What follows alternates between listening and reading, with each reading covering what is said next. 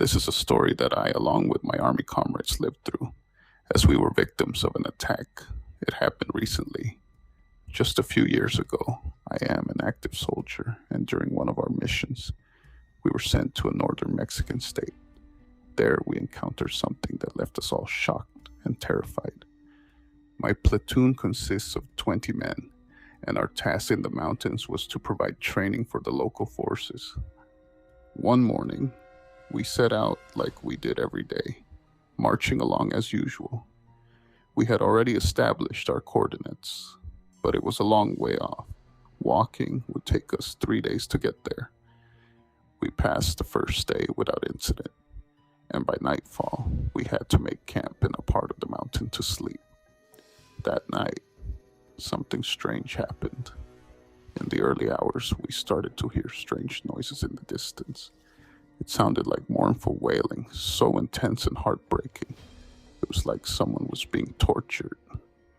These sounds came from far off and were accompanied by eerie voices that didn't sound human. Oddly, they also resembled animal sounds from creatures we'd never heard before. None of us had experienced anything like it. After a while, the sound stopped, and we were left in stunned silence, wondering where they had come from. The next morning, we packed up camp and continued on our way. As we walked, we all noticed that the landscape felt different. The air was heavy, with an eerie stillness that we couldn't explain. We didn't hear any birds or animals around us, just complete silence. The silence was unsettling, and it lasted all day until nightfall. We set up camp again, but as soon as night fell, the eerie wails returned, this time much closer. And what made it worse was that the cries sounded more terrifying than before. We took turns keeping watch throughout the night, but nothing happened. Even though it was strange, we managed to get some rest. By morning, the wails faded away again. On the third day, we continued our journey and finally reached the coordinates we were given. We worked most of the afternoon, and after finishing the task, we began heading back. We decided to take a different route to avoid potential ambushes from criminal groups, but looking back, that may not have been the best decision. As we started our return, we walked through the heart of the mountain until night fell again. We found a cave that seemed like a good place to shelter for the night. Little did we know, this would be the worst mistake of our lives. Once we were settled in, we followed our security protocols and set up shifts for perimeter duty. Hours passed, and around 3 a.m., we once again heard those same chilling screams. But this time they came from deep within the cave where we were all hiding. We fell completely silent to listen more closely. After a few moments, those horrible screams reverberated in our ears again.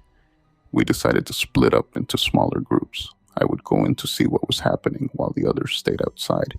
In case we needed backup, I joined the group that would enter. As we crept deeper into the cave, the stench of damp earth mixed with something foul and metallic, a scent that immediately set our nerves on edge.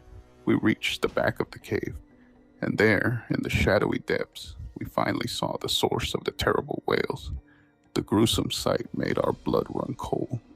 Around 8 or 10 humanoid reptilian creatures, tall, terrifying, dressed in some type of cloak, stood around a woman who was bound to an altar-like stone.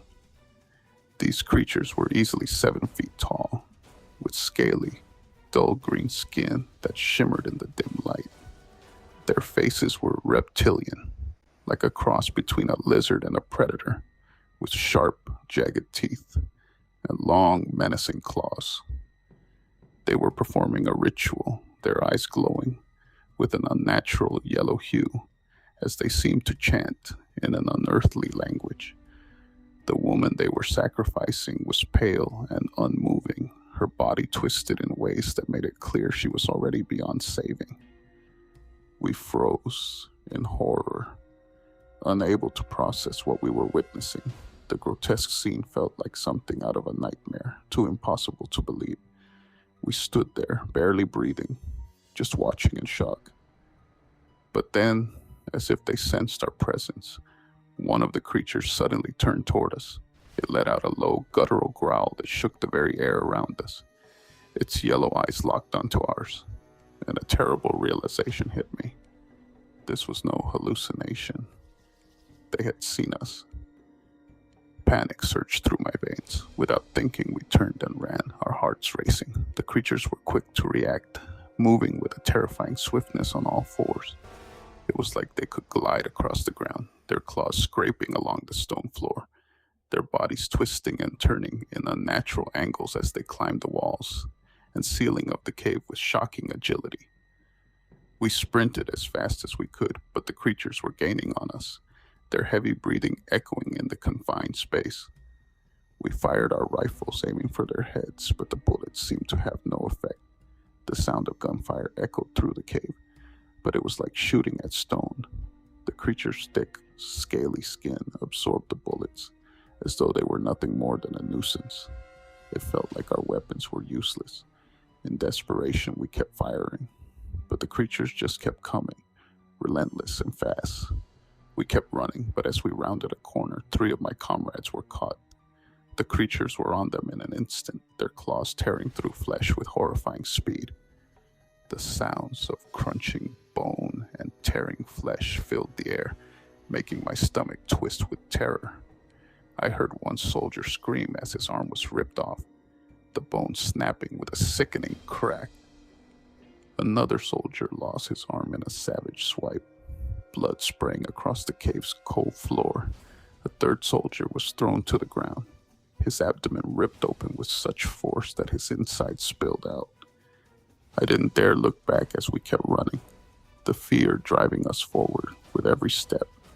We were no longer soldiers. We were prey, desperately trying to escape the nightmare that had ensnared us. We finally made it out of the cave, and once outside, we radioed for aerial support, requesting immediate evacuation.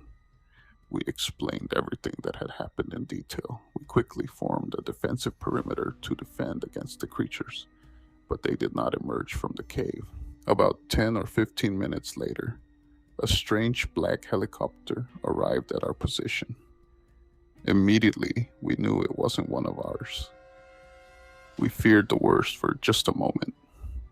Then 4 very tall men in black suits, heavily armed and wearing polarized helmets that covered their entire faces, descended. We had never seen any type of soldier wearing uniforms or weapons like them before. They approached us and told us to leave, that they would take over the situation, but their voices didn't sound human. They sounded metallic.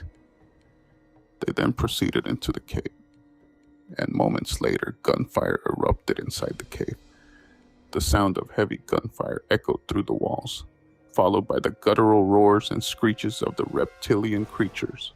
We could hear the soldiers' weapons firing in rapid succession, the sharp crack of energy blasts cutting through the air, and the sickening sound of the creatures' wails. Each shot was met with the deep growls of the creatures. Minutes passed. The sounds of the battle seemed endless. Gunfire mixed with the scraping of claws against stone, followed by a heavy thud as something large hit the ground. The creature's growls grew louder, almost in desperation, but the soldiers' fire didn't falter. Then suddenly, everything went quiet. There was no more gunfire, no more noise from the creatures, just an eerie silence. A few moments later, we heard the sound of something being dragged across the ground. 2 of the creatures were pulled out of the cave, lifeless. We could hear the heavy scrape of their bodies, and their strange dark blue blood began to pool on the ground. The soldiers were moving with cold precision, dragging the massive scaly bodies away from the entrance. 2 of the soldiers came back to us and told us not to speak to anyone about what we had seen. They said they worked directly for the government, and they knew exactly who we were. They gave us no choice but to keep quiet. Those soldiers then loaded the creatures and left in the helicopter. Since that day, I have known that there are organizations that keep us under surveillance. I hope that sharing this won't have consequences for me, But I want you all to know what really happened. I want you to understand that there are things happening in this world that are beyond our imagination and comprehension. And they could be happening somewhere near you.